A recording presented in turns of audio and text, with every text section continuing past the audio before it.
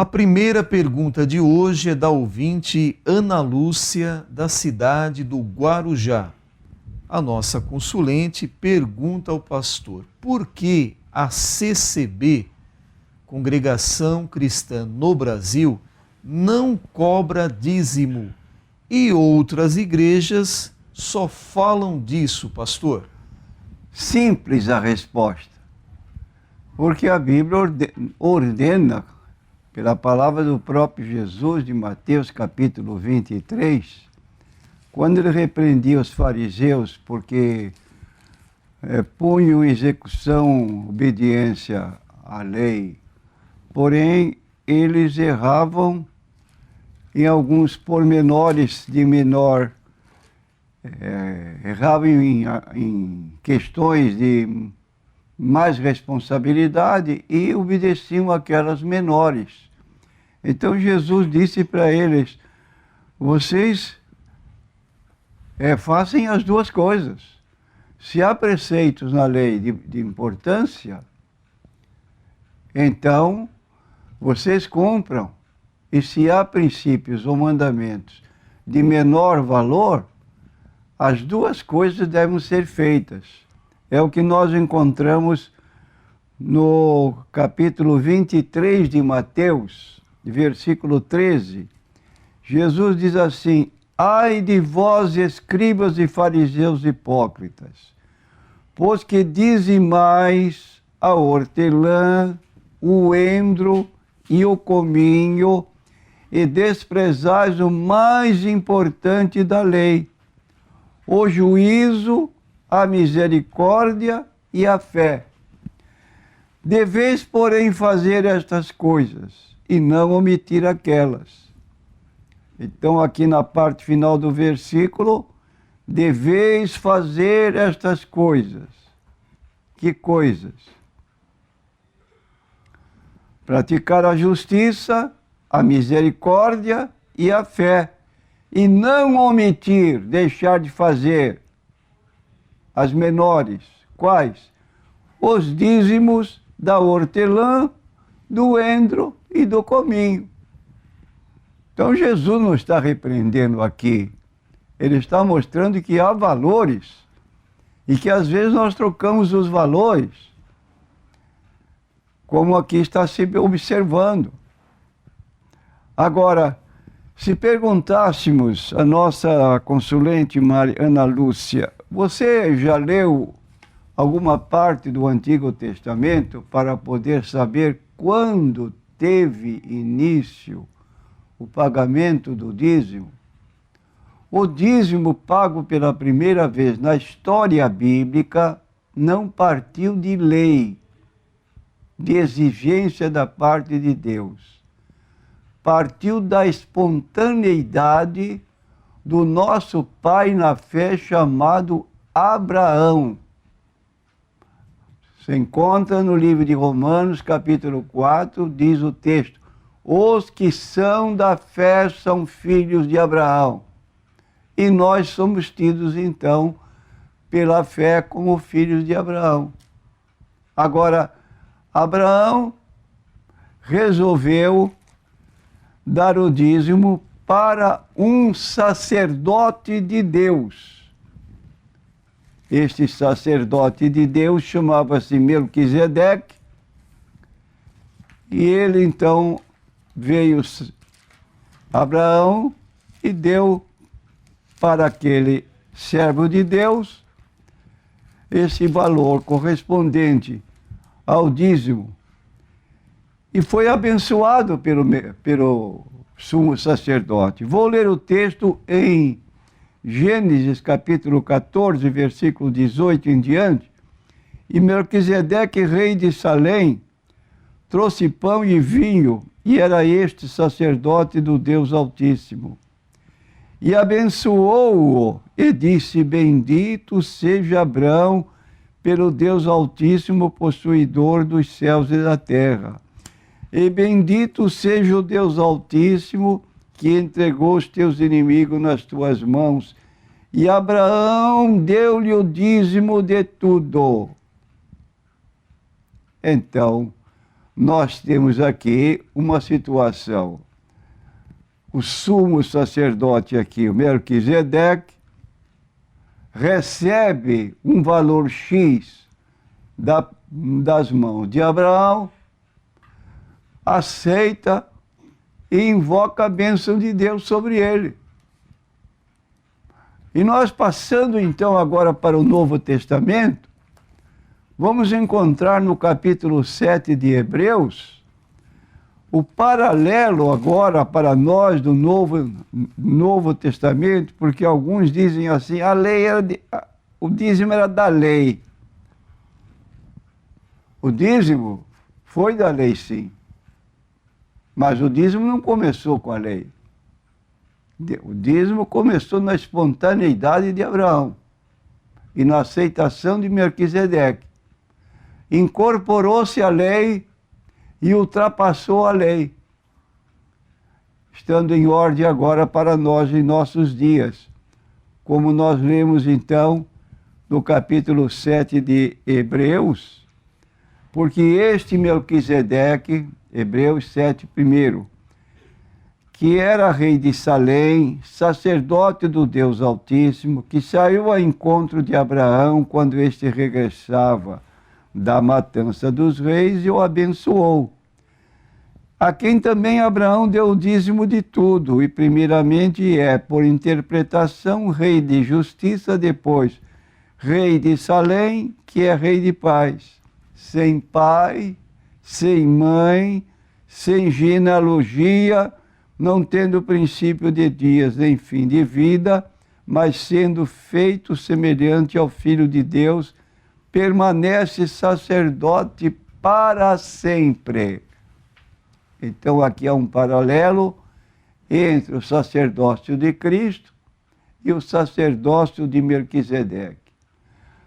Entre o cristão que anda pela fé com o homem da fé chamado Abraão. A lei de Moisés, o sacerdócio aarônico, não temos nada a ver com isso. Então, essa ideia de recusar o pagamento do dízimo e de dizer que é da lei, é contrária à Bíblia Sagrada. Mas eu quero fazer uma observação ainda. Para as pessoas que não conhecem, quando vão assistir um culto nessa igreja, CCB, eles se admiram que não se levanta a oferta que nós costumamos tirar em nossas igrejas, 4 diáconos, um de cada lado, passando pelas filas do auditório, onde estão assentados os irmãos, e levantando aquilo que essa pessoa quer dar espontaneamente. Ah, mas isso aí é impróprio, então critica essa situação. Só que eles fazem de modo secreto. Os diáconos têm bolsos modificados fora do normal para ele colocar todos os envelopes que já vêm com designação. Isso aqui é para isso, aquilo é para aquilo, aquilo aqui é para outro. Quer dizer, tem suas finalidades. Mas não vai dizer que não tira oferta. E pior, irmãos, quando nós lemos a Bíblia, nós aceitamos a orientação. Nós te damos do que tu nos dás. Então, se eu ganho 10, eu fico com 9 partes e dou uma parte para a igreja. Agora, a pessoa dizer que não dá e dá escondido para dizer que a igreja é melhor, que não tira dízimo, desculpe, isso é hipocrisia religiosa que não tem lugar na igreja de Deus. É sim ou não. Agora, fingir que não dá oferta, fingir que não paga dízimo, e fazer, e pior ainda, irmãos, porque a pessoa, às vezes, esses grupos religiosos, eu vou orar a Deus para saber quanto Deus quer que eu dê. Ele não tem um limite fixado pela Bíblia Sagrada, mas ele diz, eu vou orar a Deus para saber quanto é que eu devo dar. Então ele vem com a ideia, Deus disse que hoje, este mês, eu dê tudo pela fé. E eu vou viver um mês inteiro pela fé. É casado, tem filhos, tem aluguel, tem despesa de casa e vai chupar o dedo, esperando que alguém venha trazer alguma ajuda para ele, porque ele não cuidou da própria família. Como diz o apóstolo Paulo em 1 Timóteo capítulo 5, se alguém não cuida dos seus, é pior do que o incrédulo e negou a fé. Então nós temos que ter cuidado com a nossa família. O limite da nossa contribuição é 1/10 à luz da Bíblia Sagrada. Daí, só questão de espontaneidade se quiser, mas é o limite que a Bíblia impõe para nós. Agora, você ficar a critério de sentimentos, sem direção, e dizer que Deus disse para dar todo o salário do mês, e como é que você vai viver durante o mês? Então, tenhamos equilíbrio, a Bíblia orienta corretamente, de modo que não deve ser dito, na Bíblia não se fala em dízimo, na congregação não se fala em dízimo. Não tem cabimento tal coisa, porque nós sabemos que há sim, só que às escondidas. A próxima pergunta é da ouvinte Laís, da cidade de Praia Grande. A Laís pergunta ao pastor: os 10 mandamentos não precisam mais ser cumpridos por causa da nova aliança? Quero dizer a Laís que não existe lei de 10 mandamentos. Vou repetir. Não existe lei dos 10 mandamentos. Talvez essa minha declaração seja tida como estranha. Mas o que a Bíblia realmente ensina? A Bíblia declara que há uma só lei, que é chamada como lei de Deus e lei de Moisés. De Deus porque ele deu, e deu e entregou a Moisés. Quantos mandamentos? 613 mandamentos. Vou repetir, nos 5 primeiros livros da Bíblia nós temos 613 mandamentos. Se alguém quer ser justificado pela lei, não vai me falar de guardar sábado, porque nem isto as pessoas que dizem que guardam sábado não guardam. Acende fogo nas suas moradas no dia de sábado. Não podem sair dos seus lugares segundo a Bíblia Sagrada saem. Não param com o trabalho dos seus empregados que trabalham no sábado e precisam receber. Quer dizer, a Bíblia fala diferente, conforme nós lemos na Bíblia Sagrada. Agora, então, para encurtar a nossa consulente Laís, que ficamos aqui à disposição para outros esclarecimentos, se forem julgados oportunos, mas quem quer guardar a lei, está aqui a ordem bíblica, em Gálatas capítulo 3, diz o texto bíblico seguinte, 3, versículo 10. Todos aqueles, pois, que são das obras da lei estão debaixo da maldição. Vou repetir. Todos aqueles, pois, que são das obras da lei estão debaixo da maldição. Porque está escrito, maldito todo aquele que não permanecer em todas as coisas que estão escritas no livro da lei, para fazê-las, não nos 10 mandamentos, não mandamentos em pedra, mas no livro da lei com 613 mandamentos. Se alguém interpreta a Bíblia dentro da sua conveniência, é uma coisa. Mas alterar a Bíblia para fazer prevalecer o seu ponto de vista, e aqui no seguinte, então, concluindo, nós lemos assim: é evidente que pela lei ninguém será justificado diante de Deus, porque o justo viverá da fé.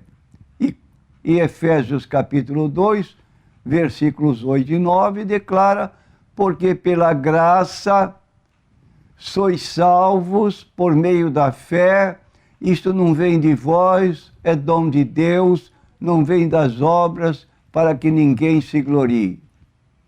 Graça significa favor imerecido, porque pela graça, pelo favor de Deus, sois salvos, mediante a fé.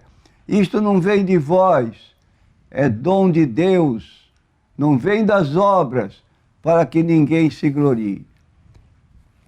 E quando encontrar uma pessoa que guarda o sábado à luz da Bíblia Sagrada, dentro das exigências da própria lei, então gostaríamos de conhecer. A próxima pergunta é NQI Homem. O nosso ouvinte não quis se identificar, ele é da cidade do Guarujá.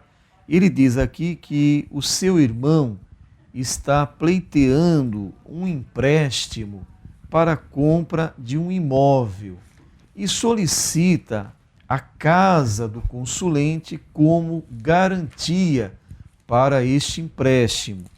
O consulente informa que a sua casa está com os documentos em ordem, está tudo certo. Mas ele pergunta ao pastor: é certo fazer isso, pastor? Ele quer saber se é bíblico. Não é bíblico.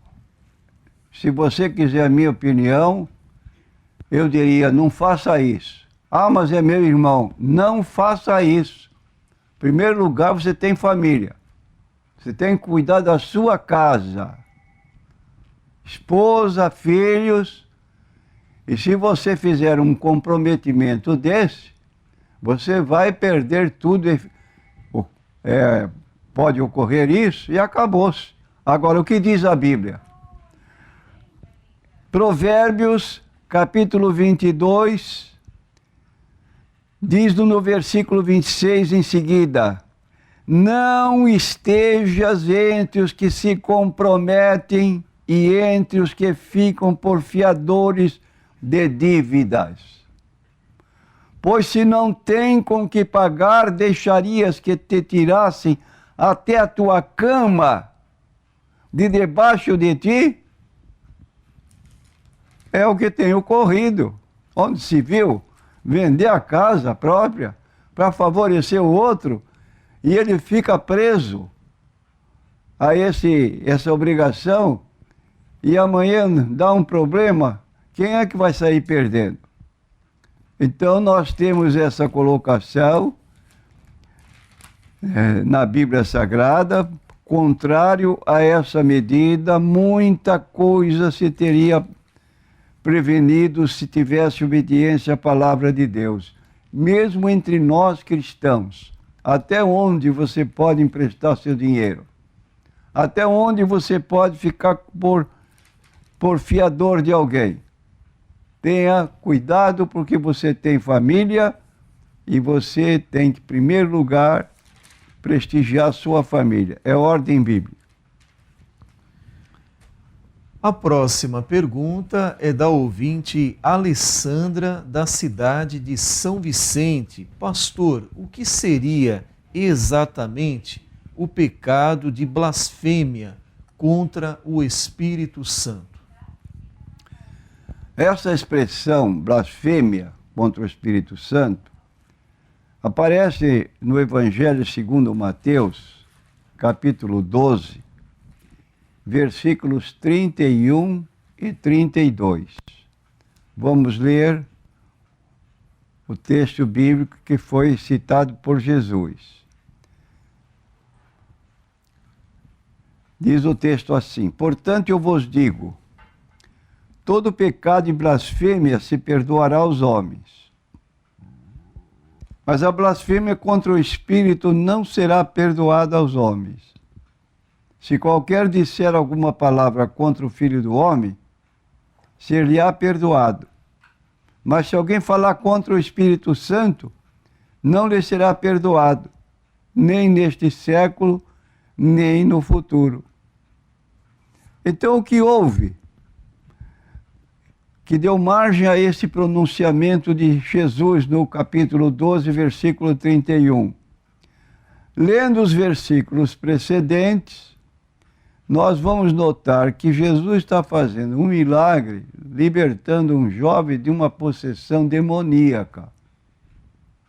E aquilo trouxe admiração para os presentes.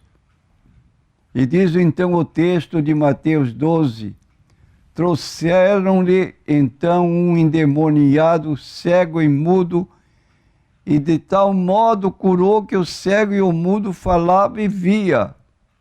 E toda a multidão se admirava e dizia, não é este o filho de Davi? Mas os fariseus, ouvindo isto, diziam, este não expulsa os demônios, senão por Belzebu, príncipe dos demônios. Olha que colocação injuriosa dos líderes religiosos contra a pessoa do Senhor Jesus Cristo. Jesus, porém, conhecendo os seus pensamentos, disse-lhes, todo reino dividido contra si mesmo é devastado, e toda cidade ou casa dividida contra si mesma não subsistirá. Agora observe estas palavras do versículo 26 do capítulo 12 de Mateus.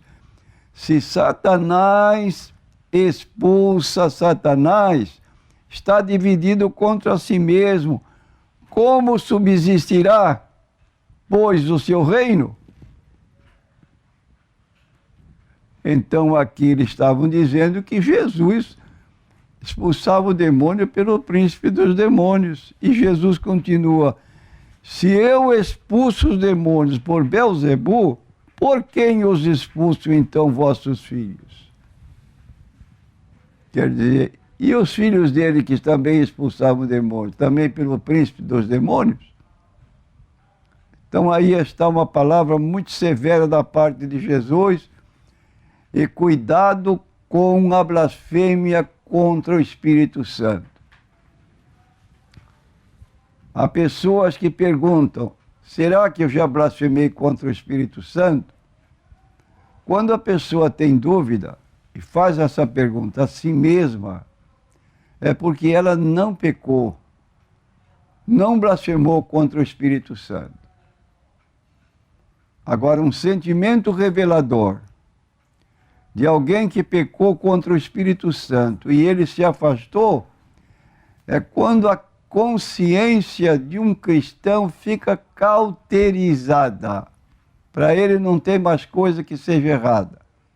Tudo é lícito, ele faz de tudo, pecados inomináveis, ele se acomoda, consciência não acusa mais, e é o que o apóstolo Paulo falou em 1 Timóteo 4, versículo 1. O Espírito expressamente diz que nos últimos tempos alguns apostatarão da fé, dando ouvidos a espíritos de demônios. Apostator da fé foi tomado por orientações diabólicas. E por quê? Porque a consciência dele não funciona mais. Ele está sem ação do Espírito Santo para convencê-lo do pecado e tudo parece normal na vida de uma pessoa que chega a esse extremo. A próxima pergunta é NQI Mulher. A nossa ouvinte também não quer se identificar, mas ela aqui demonstra uma preocupação com o seu irmão que não é crente. Ela pergunta ao pastor se depois do arrebatamento da igreja ainda haverá chance de salvação. ela diz mais: se o seu irmão não se sujeitar ao anticristo, ele vai ser morto. Se ele nesse período se arrepender, ele poderá ser salvo, pastor? Bom, de acordo com 1 Tessalonicenses, capítulo 4, é a parte bíblica que fala do arrebatamento da igreja. Cristo virá buscar a sua igreja, os que morreram em Cristo ressuscitarão primeiro, depois nós, os que ficarmos vivos, subiremos juntamente com os mortos ressuscitados ao encontro de Jesus lá nos ares. Repetindo, 1 Tessalonicenses, no capítulo 4, se você quiser ler do versículo 13 em diante, você vai observar isso. Agora, esses que irão ser arrebatados vão ficar no céu, de acordo com Hebreus capítulo 12, versículo 22 a 23, para então gozarem também deste arrebatamento.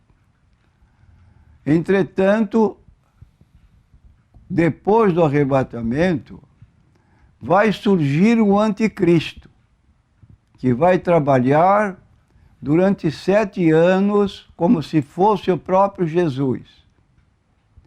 E para poder agir, ele vai colocar um sinal naquelas pessoas que estão sob o seu domínio, na testa e na mão direita. E nem todos os cristãos vão ser arrebatados. E aí está o problema, o dilema. E agora? Vou aceitar que se coloque na minha testa, na minha mão direita, o sinal indicativo da autoridade do anticristo? Se essa pessoa vencer esse receio, ou seja, não aceitar essa identificação, ele vai ser morto. Sim, senhor, está no capítulo 6 do livro do Apocalipse. Aqui menciona pessoas que tinham tomado essa decisão. Capítulo 6, versículo 8 em diante. Olhei e eis um cavalo amarelo. Não, desculpe, versículo 9. E havendo aberto o 5º selo, vi debaixo do altar as almas dos que foram mortos. Repetindo, havendo aberto o 5º selo, vi debaixo do altar as almas dos que foram mortos por amor da palavra de Deus e por amor do testemunho que deram. E clamavam com grande voz, dizendo: até quando, ó verdadeiro e santo dominador, não julgas e vingas o nosso sangue dos que habitam sobre a terra? Foram dadas a cada um compridas vestes brancas, e foi-lhe dito que repousasse ainda um pouco de tempo, até que também se completasse o número de seus conservos e seus irmãos, que haviam de ser mortos como eles foram. Apocalipse, capítulo 6, versículo 9 até o versículo 11. Então, são pessoas que não cederam ao anticristo e foram mortos, suas almas estavam vivas, pedindo justiça contra os seus algozes, e eles foram aconselhados que tivessem um tipo de paciência por algum tempo, até que outros como eles seriam mortos, e então depois Deus faria o juízo total contra aqueles que se tornaram seguidores do anticristo. A próxima pergunta é do ouvinte Flávio, também da cidade do Guarujá. Cidade do Guarujá, participando ativamente do nosso programa. O consulente pergunta ao pastor se a fé sem as obras tem valor diante de Deus. A resposta é negativa. não tem valor diante de Deus. Temos aqui na carta de Tiago, capítulo 2, versículo 14, ele mostra o seguinte: meus irmãos, que aproveita se alguém disser que tem fé e não tiver obras? Porventura a fé pode salvá-lo?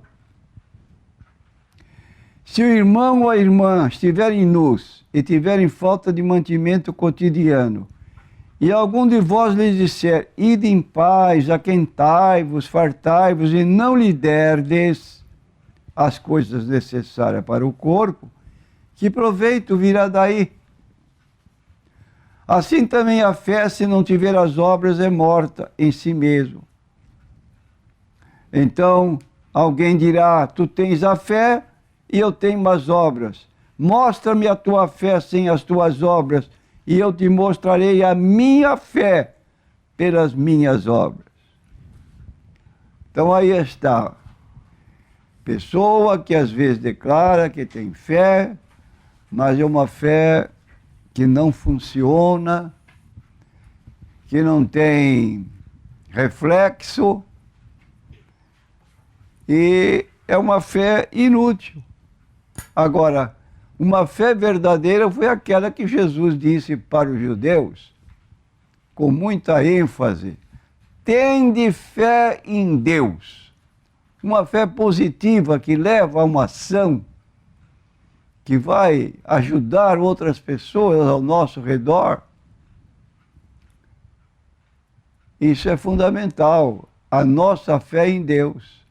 Por quê? Porque aquele que se aproxima de Deus deve crer que Ele existe e que Ele galardoa as pessoas que o buscam. Se você tiver fé, esta fé, você se aproxima de Deus. E aí está a bênção de que nós, como cristãos, estamos vivendo. As mansões celestiais foram prometidas por Jesus em João 14, 2 e 3. Ele disse, na casa de meu pai há muitas moradas. Se não fosse assim, eu vou-lhe teria dito, vou preparar lugar. Mas quando eu for e preparar lugar, eu voltarei e vos levarei para mim mesmo, para que onde eu estiver, estejais vós também. Então o mundo passa com a sua concupiscência, mas aquele que faz a vontade de Deus permanece para sempre.